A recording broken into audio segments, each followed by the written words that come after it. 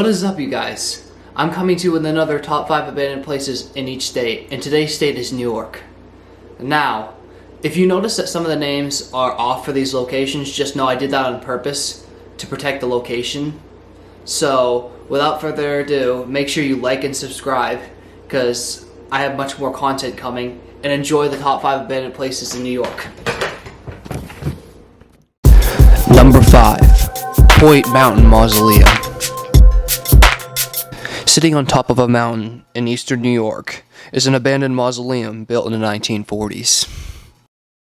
The structure struggled with vandalism, and all the bodies kept there were removed in the 1970s because the structures became so dilapidated. Today it still stands overlooking the Delaware River, and it is only accessible by hiking a mountain trail.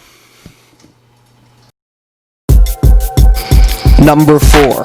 Grossingers Resort Hotel. In the early 1900s, a small house began to offer rooms to guests. By 1919, this house had grown into a full-blown resort.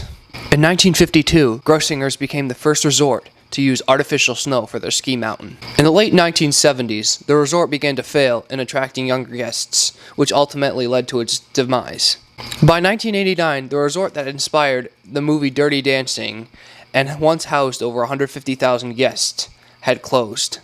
From 1989 to 2018, the buildings remained unused and abandoned. However, in 2018, the buildings were demolished. Number 3. The Nepal Grand Hotel.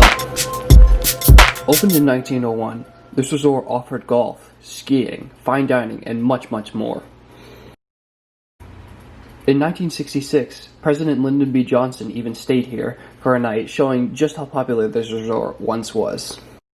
In 2009, the resort was closed, as it had been falling into disrepair for some time.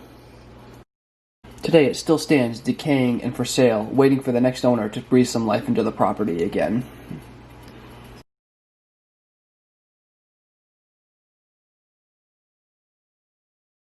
Number 2.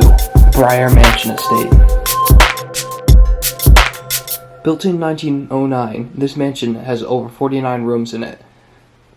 The house was renovated in the 1930s, and in later years used as a nursing home up until the early 2000s. Today, the mansion remains abandoned and unused. It is currently on the market for over $1 million, and the right person could turn this Tudor-style mansion into something great. Number 1. Kings Park Psychiatric Center. Built for the mentally handicapped and insane people of New York, it was opened in 1885.